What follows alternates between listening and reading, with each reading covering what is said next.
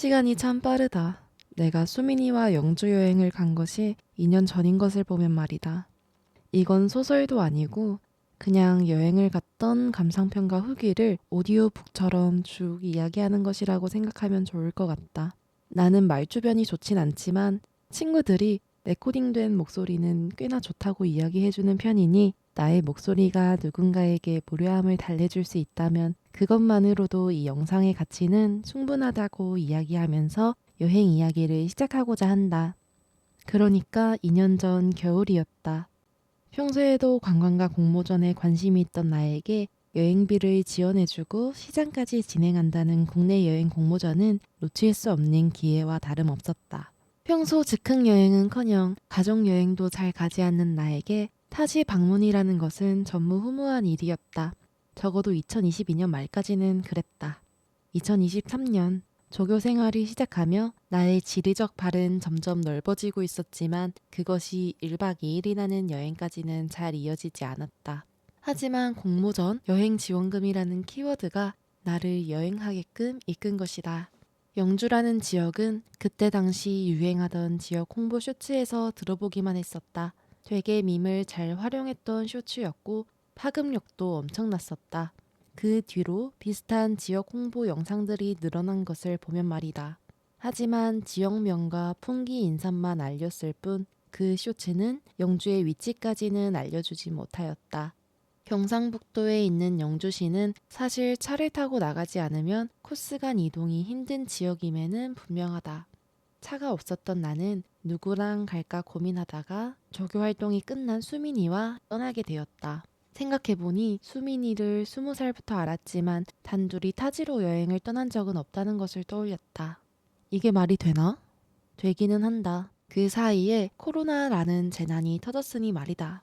수민이가 고맙게도 운전을 해줘서 내가 코스 및 보고서를 작성하기로 하였다.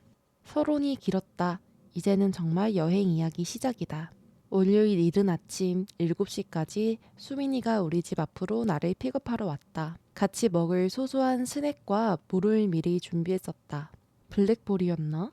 일단 맹물은 텁텁함이 남으니까 보리차였던 것 같다. 옷은 너무 어둡지 않은 연노랑의 워싱이 들어간 연청색의 와이드 청바지. 상의는 진한 아이보리색의 챔스 맨투맨. 그리고 외투로는 부들거리는 연한 아이보리색 골지 패딩을 입었다.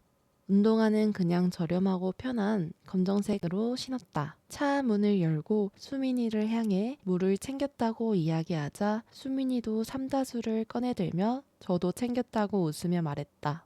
미리 이야기할 걸. 서로 너무 상냥하다.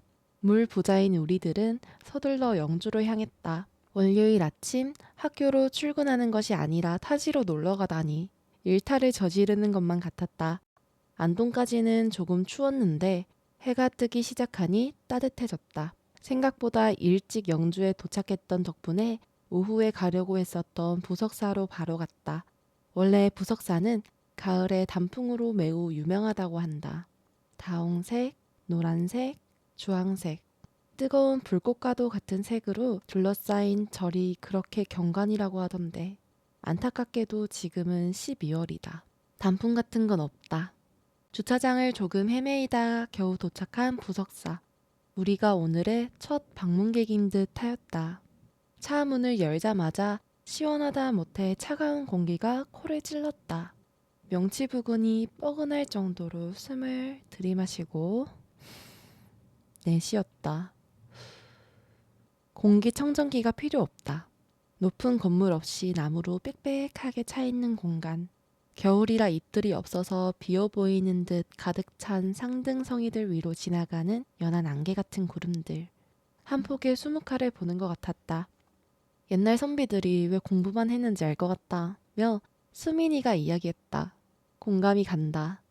절에 온 김에 소원이라도 빌려고 했는데 열려있는 공간이 없었다. 스님들보다 일찍 왔는가 보다. 아침 8시쯤이긴 했다. 부타석상이 있어서 거기에 소원을 빌었다. 반평 남짓에 트여있는 공간에서 나랑 수민이는 소원을 빌었다. 서로 소원을 비느라 조용한 순간 간간히 부는 바람들이 나뭇가지에 스치는 소리, 새가 지저귀는 소리들이 침묵을 메워주었다.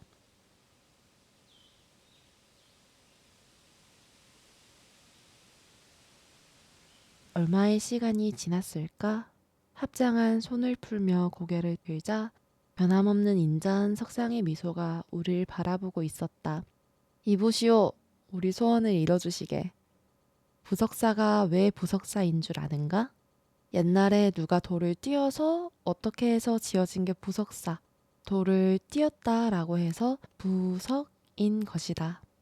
사실 너무 옛날이라 기억이 잘 안 난다. 아무튼 판넬에 적혀있던 설명을 읽던 수민이가 말했다. 옛날 사람들은 그렇게 생각했나 보다. 수민이는 확신에 티다. 웃고 경관을 보고 돌탑도 쌓고 마지막으로 석탑을 봤다. 신기하게 석탑을 보호하기 위하여 지은 낮은 펜스 같은 울타리에 각종 염주들이 걸려 있었다. 알록달록 여러 가지 색으로 된 염주들. 돈을 탑 위에 올려놓지 말라는 판넬 때문에 울타리에 튀어나온 기둥에다 염주를 걸어놓은 듯 하였다. 소망하기 위한 염원이란 때론 집요함을 요하기도 한다. 염주를 사고 걸어놓은 사람들의 염원이 모두 이뤄지기를. 슬슬 배가 고파져서 부석사에서 내려왔다. 중간중간 경사가 있는 곳에서는 미끄러지지 않게 조심히 내려왔다. 발에 밟히는 돌들과 흙들의 소리가 듣기 좋았다. 부석사 아래에 있는 식당 중 버섯 전골을 파는 식당으로 향했다. 두부와 각종 버섯들이 다양하게 들어 있었다. 담백하면서도 버섯이 다양하게 들어갔기 때문에 충분히 야채 육수의 맛이 좋았다. 밑반찬들도 좋았던 것 같다. 사실 지금은 버섯 전골의 맛은 기억나지 않지만 직원이 친절했던 기억이 난다. 밥을 먹은 우리는 예약했던 막걸리 만들기로 향했다. 같이 예약한 다른 팀이 30분가량 늦어서 직원분과 이야기할 시간이 생겼다.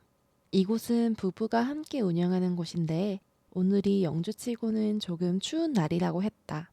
맛있긴 했지만 수민이 덕분에 차로 이동해서 추운 날씨가 걸림돌이 되지는 않았다.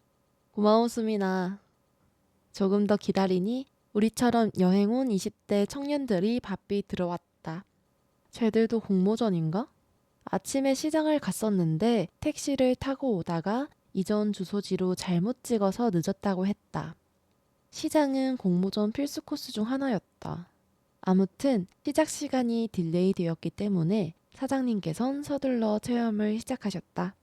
열심히 쌀을 주물러 으깨어주고 누룩도 넣어주고 또 으깨어주고 물이었나 술도 넣어주면 끝이 난다. 뭔가 대충 기억상 이렇게 진행했었던 것 같다. 내일 아침 한 번 더 저어주고 14일가량 숙성하면 정통 막걸리가 완성이란다. 담금주 말고 발효 막걸리는 처음이라 맛이 기대된다. 열심히 체험을 하고 나서 떠난 곳은 선비세상과 소수사원. 입장료가 매우 저렴했다. 다만 선비세상은 월요일 휴무이기 때문에 소수서원과 선비촌 위주로 돌았다. 둘은 거의 붙어 있다. 소수서원에 들어서고 순간 육성으로 와를 내뱉었다. 노을이 지는 타이밍이었는데 중간 부분에 연못과 나무가 함께 있는 공간과 너무 잘 어울렸다. 이 좋은 걸 옛날 선비만 보다니. 우리는 멍하니 그 공간에서 잠시 휴대전화 기기도 보지 않고 풍경 그 자체를 감상했다. 나 나이 들었나? 산이 점점 좋아진다.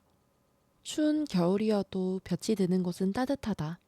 그 따사로움이 내려앉은 도로로 가서 청록의 자연을 느끼는 것은 무척이나 평화로운 일이다. 상록수가 많은 소수서원은 지금이 겨울임을 잊게 만들었다. 사람이 없어서 그런가? 지금 꼭 옛날로 타임슬립을 한 것만 같다. 수민이와 필름 카메라로 사진도 찍고 하천 같은 계율도 건넜다. 우리는 돌다리로 건넜는데 얕긴 해도 빠질까봐 조심하며 한 발 한 발 내디디며 이동했다. 1년하고도 3개월이 지났는데 이토록 선명하다니. 이렇게 세세하게 기억을 되새긴 적이 없었는데도 불구하고 기억이 나는 걸 보니 참 좋았었나 보다. 그리고 나서 선비촌으로 넘어가 옛날 사람들의 신분별 터를 구경하고 부동산 역할극도 했다. 수민이는 역할극에 재능이 있다. 이제 진짜 해가 질 것 같아 찐공했던 카페로 향했다. 떡과 차를 위주로 파는 카페 연화였다. 이 연화 카페는 내가 지금까지 갔던 카페 중에서 제일 좋다. 카페에 있던 브로마이드를 읽어보니 카페를 지은 사람이 건축으로 상을 탔었다고 적혀 있던 것 같은데. 사실 요 카페 연하는 차보다도 떡이 정말 정말 맛있었다. 쑥, 곶감, 찹쌀떡이었나? 호박 설기였나? 진짜 너무 맛있어서 포장해 갔다. 만일 영주에 간다면 나는 소수서원에 가는 날 요 연화 카페를 꼭 가라고 추천하고 싶다. 다만 선비 세상은 월요일에 휴무이고 연화 카페는 화요일에 휴무이니 우선순위를 둬서 방문하는 것이 좋을 것 같다. 해가 지고 나서야 숙소로 출발한 우리. 숙소는 남선 프리미엄 스테이였다. 만일 또 영주에 간다면 나는 여기서 숙박할 것 같다. 공간이 엄청 넓다기보다는 세세하게 신경 써준 것이 정말 많다. 스타일러랑 컬러풀한 가운, 바디 드라이기, 그리고 영주 특산물인 사과도 한 개 주셨다. 정말 맛있었는데. 무엇보다도 직원분께서 정말 친절하셨다. 더 움직일 기력이 없어 근처 파전집에서 파전을 포장하고 편의점에서 컵라면을 사와서 먹었다. 맥주도 조금 마셨다. 하루가 너무 알찼다. 수민이가 가져온 비싼 마스크팩을 하면서 하루를 마무리했다. 다음 날. 사실 이틀 차는 조금 망한 여행이긴 했다. 왜냐하면 계획을 덜 했었기 때문이다. 우선 아침은 조식으로 했던 것 같다. 옆에 있는 식당과 제휴하고 있는 듯 하였는데 나는 영주 한우 묵국 이런 메뉴였던 것 같고 따뜻한 국물을 마시며 하루를 시작할 수 있어서 너무 좋았다. 수민이는 제육 같은 메뉴였던 것 같다. 그리고 나서 소백산 여우를 보러 출발했다. 여행 코스를 짜던 중 유일하게 수민이가 먼저 가고 싶다고 말한 곳이었다. 원래 여우는 추위를 많이 타서 겨울 아침에는 잘 안 보이는데 운이 좋게 오늘은 땅속 굴이 아닌 밖에 많이 나와 있는 것이라고 하셨다. 소백산 여우 생태공원에 있는 여우들은 모두 아픈 여우들이라고 했다. 다쳤기 때문에 야생에서 자립할 수 없는 여우들을 보살펴 주다가 다 나으면 다시 야생으로 돌려보낸다고 설명해 주시는 직원분께서는 참 친절하셨다. 그렇게 15분 동안 지켜보다가 우리는 인삼마을에 들려 약간의 인삼을 사고 시장 만두와 김밥을 포장하고 바로 무선마을로 향했다. 무선마을 가는 길에 있는 회전교차로가 너무 많아서 몇 번 잘못 들어갔다 나왔다를 반복하였다. 그 과정에서 운전을 했던 수민이와 지도를 보고 있던 나도 지치게 되었다. 조금은 피곤한 상태로 방문한 무선마을. 요 무선마을은 외나무 다리가 정말 유명하다. 원수는 외나무 다리에서 만나는 법이지. 말도 안 되는 성대모사를 하면서 도착한 무선마을은 마치 아포칼립스물을 보는 듯 하였다. 주차를 해놓은 곳에서 마을로 들어가려면 다리를 건너야 했는데 콘크리트 다리 아래에 있는 탁빛의 광과 여느 모래사장과는 다른 듯한 빛깔의 모래가 우리를 그러한 기분이 들게 만들었다. 마치 마을 입구의 다리가 다른 차원으로 이동하는 느낌이 들게 말이다. 사람이 뜨문뜨문 보이는 작은 마을, 무선 마을 내에 민박이라던가 카페도 있었지만 방금 시장에서 사온 김밥과 만두가 있는 우리들은 길가 벤치에 앉아 햇살을 즐겼다. 만두는 맛있었던 것 같다. 아침을 먹고 시간이 얼마 지나지 않았기에 살짝 배가 불렀다. 산책도 할 겸 외나무 다리가 있는 쪽으로 걸어갔다. 신기하다. 분명 아침인데도 해가 지는 것만 같다. 모래바닥에 덩그러니 앉아있다가 외나무 다리 위로 올라갔다. 신기한 일이다. 나는 원래 고소공포증도 없고 무서운 것들은 잘만 타는데 물길이 흐르는 것이 보이니 이토록 무서울 줄이야.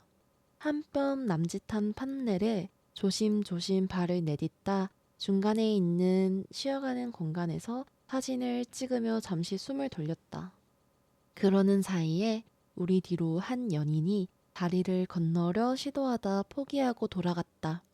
얕은 물결이 조금만 깊어진 것 뿐인데도 강 바닥이 보이지 않으니 무서워지는 것은 어쩌면 당연한 것일지 모른다. 나도 더 건너가다가 끝까지 건너진 못하고 다시 되돌아갔다. 언젠가는 이 다리를 끝까지 건너야겠다는 기약 없는 다짐을 하며 말이다. 공모전에 제출하기 위하여 릴스를 찍고 있었는데 다리 건너편에서 아이와 아버지가 오고 있었다. 아름다운 그림이다. 영화 같은 풍경은 사람을 감성적이게 만든다. 옛날 필름으로 찍은 듯한 노란 빛깔의 필터가 세상에 입혀진 것 같은 순간이다. 한참을 구경하다가 다음 장소로 이동하기 위하여 차에 탔다. 다음 장소는 카페였는데 돌아가는 길에 또다시 회전교차로가 있어서 분위기가 약간 다운되었다. 회전교차로는 여행의 악이다.